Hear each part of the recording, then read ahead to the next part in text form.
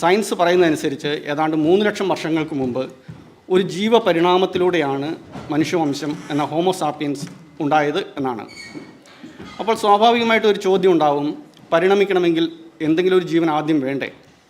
അവിടെയാണ് നമ്മൾ എന്താണ് ജീവൻ എന്ന് നോക്കേണ്ടതായിട്ട് വരുന്നത്. ഏതൊന്നിനാണോ സ്വയം അതിൻ്റെ ചുറ്റുപാടുകളിൽ നിന്ന് ഊർജം സ്വീകരിച്ചുകൊണ്ട് സ്വയം വളരാനും വലുതാകാനും അതിൻ്റെ തന്നെ പകർപ്പുകൾ എടുക്കാനും കഴിവുള്ളതിനോ അതിനെ ലളിതമായി ജീവൻ എന്ന് പറയാം.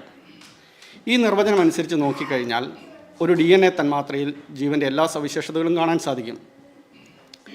DNA തന്മാത്ര എന്ന് പറഞ്ഞാൽ carbon, hydrogen, oxygen, nitrogen, phosphorus, ഇങ്ങനെ 5 തന്മാത്രകൾ ഒരു പ്രത്യേക ക്രമത്തിൽ അടുങ്ങി വന്നിരിക്കുന്ന 2 തന്മാത്രകൾ.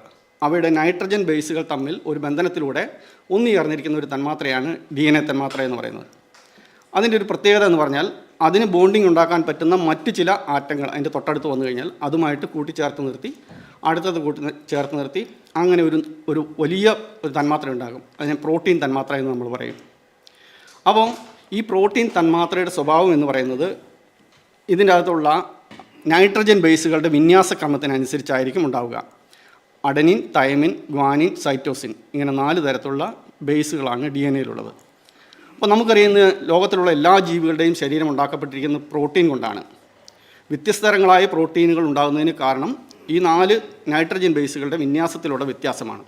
അപ്പോൾ നമുക്ക് ലളിതമായിട്ട് ഇങ്ങനെ പറയാം, ഓരോ ജീവിവർഗത്തെയും വ്യത്യസ്തമാക്കുന്നത് അതിൻ്റെ ഈ നൈട്രജൻ ബേസുകളുടെ ഓർഡറിലുള്ള വ്യത്യാസം കൊണ്ടാണ് ഓരോ ജീവിവർഗവും വ്യത്യസ്തപ്പെട്ടിരിക്കുന്നത്. അപ്പോൾ നമുക്ക് ഒരു ജീവിയുടെ ഉദാഹരണത്തിന് മനുഷ്യനെ തന്നെ എടുക്കാം. മനുഷ്യൻ്റെ DNA എടുത്തിട്ട് നിവർത്തി വെച്ചിട്ട് അതിൻ്റെ തൊട്ടടുത്ത് ചിമ്പാൻസിയുടെ DNA-യും എടുത്ത് വെച്ച് കഴിഞ്ഞാൽ ഇത് രണ്ടും തമ്മിൽ നോക്കിക്കഴിഞ്ഞാൽ ഏതാണ്ട് 96% ഭാഗത്തും രണ്ടും ഒരേപോലെ തന്നെയാണ്. പരമാവധി വ്യത്യാസം എന്ന് പറയുന്നത് 4% സ്ഥലത്ത് മാത്രമാണ്. ഇനി 2 മനുഷ്യരുടെ DNA എടുത്ത് വെച്ച് നോക്കിക്കഴിഞ്ഞാലോ 99.9% സ്ഥലത്തും 2 പേരുടെയും ഒരേപോലെ തന്നെയാണ്. 0.1% സ്ഥലത്ത് മാത്രമാണ് 2 മനുഷ്യർ തമ്മിലുള്ള DNA-യിലുള്ള വ്യത്യാസം. അതായത് മനുഷ്യൻ്റെ DNA-യിൽ 300 കോടി ബേസ് പെയറുകളുണ്ട്. അതിൽ പരമാവധി വ്യത്യാസം വരുന്നത് 30 ലക്ഷം സ്ഥലങ്ങളിൽ മാത്രമാണ്. ഇത് പരമാവധിയാണ്. നമ്മളും ഒരു ചൈനീസ് വംശജനും തമ്മിൽ ചിലപ്പോൾ ഇത്രയും വ്യത്യാസം കണ്ടേക്കാം, നമ്മളും ഒരു ആഫ്രിക്കൻ വംശജനും തമ്മിൽ ഇത്രയും വ്യത്യാസം കണ്ടേക്കാം. എന്നാൽ 2 ഇന്ത്യക്കാരുടെ ജനിതകം പരിശോധിച്ചാൽ അവർ തമ്മിലുള്ള ജനിതക വ്യത്യാസം ഇതിനേക്കാൾ ഒരുപാട് കുറവായിരിക്കും. കാരണം നമ്മളൊരു ജിയോഗ്രഫിക്കൽ ഏരിയയിൽ ഒരുപാട് വർഷമായി താമസിച്ചതുകൊണ്ട് കൂടുതലായിട്ടുള്ള മിക്സിങ്ങിന് വിധേയമായിട്ടുണ്ട്. ഇനി 2 മലയാളികൾ എടുത്തു കഴിഞ്ഞാൽ അത് അതിനേക്കാൾ കുറവായിരിക്കും. അവരിൽ തന്നെ ഒരേ മതത്തിൽപ്പെട്ടവരെ എടുത്ത് നോക്കിക്കഴിഞ്ഞാൽ വീണ്ടും കുറവായിരിക്കും വ്യത്യാസം. ബന്ധുക്കൾ തമ്മിൽ നോക്കിക്കഴിഞ്ഞാൽ വ്യത്യാസം വീണ്ടും കുറയും. സഹോദരങ്ങൾ തമ്മിലാണെങ്കിലോ വീണ്ടും വ്യത്യാസം ഒരുപാട് കുറയുന്നതായിട്ട് കാണാം. ഐഡൻറ്റിക്കൽ ട്വിൻസിനെ നോക്കിക്കഴിഞ്ഞാൽ വ്യത്യാസമൊന്നും ഇല്ല എന്ന് തന്നെ പറയാൻ പറ്റും. അത്ര വളരെ നെഗ്ലിജിബിൾ ആയിരിക്കും. അപ്പോൾ ഇതിൻ്റെ അകത്തുനിന്ന് നമുക്കൊരു കാര്യം മനസ്സിലാക്കാം.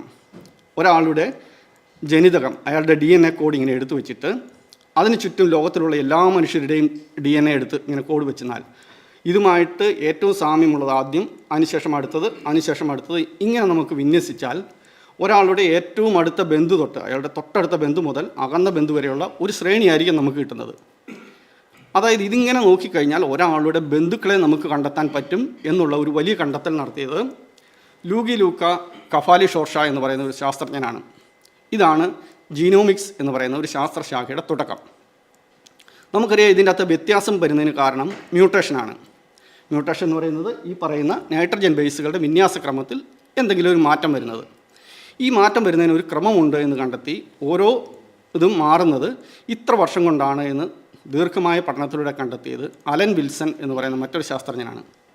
ഇപ്പോൾ കാര്യങ്ങൾ കുറേ കൂടി നമുക്ക് മനസ്സിലാക്കാൻ പറ്റും. അതായത് ഞാനും മറ്റൊരാളും തമ്മിൽ 100 സ്ഥലത്ത് ജനിതകപരമായ വ്യത്യാസമുണ്ട് എന്ന് കരുതുക. എങ്കിൽ ഈ 100 വ്യത്യാസങ്ങൾ അതിന് പുറകോട്ട് പോയി കഴിഞ്ഞാൽ എത്രാമത്തെ തലമുറയിലാണ് ഈ വ്യത്യാസങ്ങൾ ചെന്ന് അവസാനിക്കുന്നതെന്ന് കണ്ടെത്താൻ സാധിക്കും. അതായത് ഞങ്ങളുടെ മുമ്പ് എത്ര തലമുറയ്ക്ക് മുമ്പുണ്ടായിരുന്ന മാതാപിതാക്കളുടെ മക്കളാണ് ഞങ്ങളിന്ന് കണ്ടുപിടിക്കാൻ സാധിക്കും. അപ്പോൾ ഇവിടെ ഒരു പ്രശ്നമുണ്ട്.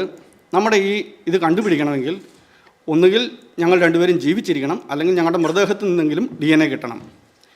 എന്നാൽ 10,000 വർഷങ്ങൾക്ക് മുൻപ്, മേ ബി 1,00,000 വർഷത്തിന് മുമ്പ് മരിച്ചുപോയ ഒരാളുടെ എന്തെങ്കിലും ഒരു അവശിഷ്ടത്തിൽ നിന്ന് ഒരെല്ലോ പല്ലോ എന്തെങ്കിലും കിട്ടിയാൽ, ഇനി അതുമല്ലെങ്കിൽ അവരെ സംസ്കരിച്ച സ്ഥലത്തെ മണ്ണിൽ നിന്നെങ്കിലും തകർന്ന നിലയിലുള്ള DNA റീകൺസ്ട്രക്റ്റ് ചെയ്യാൻ പറ്റും എന്നുള്ള മറ്റൊരു വലിയ ടെക്നോളജി കണ്ടുപിടിച്ചത് സ്വയന്തോ പാബോ എന്ന് പറയുന്ന ഒരു ശാസ്ത്രജ്ഞനാണ്. ഇതോടുകൂടി ആർക്കിയോജീനോമിക്സ് എന്ന് പറയുന്ന ഒരു വലിയ ശാസ്ത്രമേഖല മനുഷ്യൻ്റെ ചരിത്രത്തെക്കുറിച്ച് പഠിക്കാനുള്ള ഒരു വലിയ വാതിലാണ് അവിടെ തുറന്നു കിട്ടിയത്. ഞാൻ മറ്റു രണ്ട് കാര്യങ്ങൾ കൂടി ഇതോടൊപ്പം പറയണം. നമ്മൾ ഇതുവരെ പറഞ്ഞത് കോശത്തിൻ്റെ അകത്ത് അതിൻ്റെ ന്യൂക്ലിയസിനകത്തുള്ള DNA കുറിച്ചാണ്. ഇതുകൂടാതെ കോശത്തിനകത്ത് മൈറ്റോകോൺട്രിയ എന്ന് പറയുന്ന ഒരു ചെറിയ കോശാംഗമുണ്ട്. അതിൻ്റെ അകത്തും കുറച്ച് DNA ഉണ്ട്. ഇതിൻ്റെ പ്രത്യേകത എന്താണെന്ന് ചോദിച്ചാൽ ഇത് നമ്മുടെ അമ്മ വഴിയാണ് കിട്ടുന്നത്. അതായത് എൻ്റെ മൈറ്റോകോൺട്രിയൽ DNA എൻ്റെ അമ്മയിൽ നിന്നും കിട്ടുന്നു, അമ്മയ്ക്ക് അമ്മയുടെ അമ്മയിൽ നിന്നും കിട്ടുന്നു, അവർക്ക് അവരുടെ അമ്മയിൽ നിന്നും കിട്ടുന്നു, അങ്ങനെയാണ് കിട്ടുന്നത്. അതിന് കാരണം വളരെ ലളിതമാണ്. നമുക്കറിയാം, ഒരു അണ്ഡവും ബീജവും തമ്മിൽ ചേർന്നിട്ടാണ് ഒരു ശിശു ഉണ്ടാകുന്നത്. അപ്പോൾ അണ്ഡമാണ് ഇതിൻ്റെ അകത്ത് ശരിയായിട്ടുള്ള വലിയ കോശം, ബീജം വളരെ വളരെ ചെറുതാണ്. ഇത് രണ്ടും സംയോജിക്കുന്ന സമയത്ത് ഇതിൻ്റെ അകത്തുള്ള ബീജത്തിനകത്തുനിന്നുള്ള ജനിതക ദ്രവ്യം മാത്രമേ അകത്തേക്ക് കടന്നു പോകുന്നുള്ളൂ. അപ്പോൾ ഉണ്ടാകുന്ന സിക്താണ്ഡത്തിൻ്റെ ജനിതക ഭാഗത്തിൻ്റെ പകുതി അച്ഛനും പകുതി അമ്മയും ബാക്കി മുഴുവനും അമ്മയുടെ തന്നെയാണ്. അതുകൊണ്ടാണ് മൈറ്റോകോൺട്രിയ അമ്മ വഴി വരുന്നു എന്ന് പറഞ്ഞത്. അപ്പോൾ ഇതുവഴി നമുക്ക് അമ്മ വഴി കാണാം. മറ്റൊന്നെന്ന് പറഞ്ഞാൽ Y ക്രോമസോമൽ DNA ആണ്. നമുക്ക് 22 ജോഡി ഓട്ടോസോമുകളും ഒരു ജോഡി സെക്സ് ക്രോമസോമുകളാണുള്ളത്. XX എന്ന് പറഞ്ഞാൽ പെണ്ണ്, XY എന്ന് പറഞ്ഞാൽ ആണ്. അതായത് എൻ്റെ Y ക്രോമസോം എൻ്റെ അച്ഛനിൽ നിന്നാണ് കിട്ടിയത്, അച്ഛന് അത് അച്ഛൻ്റെ അച്ഛനിൽ നിന്ന് കിട്ടി, അദ്ദേഹത്തിൻ്റെ അച്ഛനിൽ നിന്ന് കിട്ടി. ഇപ്പോൾ നമ്മുടെ മുമ്പിൽ 3 വഴികൾ കിട്ടി. ഒന്ന് മുഴുവൻ ജനിതകം വെച്ചിട്ടുള്ള പൂർണ്ണമായ പഠനം, മറ്റൊന്ന് മൈറ്റോകോൺട്രിയൽ DNA വഴി അമ്മ വഴിയുള്ള ഒരു പഠനം, Y ക്രോമസോമൽ DNA വഴി അച്ഛൻ വഴിയുള്ള പഠനം. അപ്പോൾ ഇതിൻ്റെ ഒരു സാങ്കത്യം ഞാൻ മനസ്സിലാക്കാൻ വേണ്ടി പറയാം. ഇപ്പോൾ ഇറാൻ ഭാഗത്ത് നിന്ന് 30,000 വർഷം മുമ്പ് ജീവിച്ചിരുന്ന ഒരാളുടെ ഒരു ഏൻഷ്യൻ DNA നമുക്ക് കിട്ടിയെന്ന് കരുതുക. അത് ഇന്ന് ലോകത്തിലുള്ള ആരെല്ലാമായിട്ട് മാച്ച് ചെയ്ത് നോക്കുമ്പോൾ ഞാനുമായിട്ട് മാച്ച് ആവുന്നു എന്ന് കരുതുക.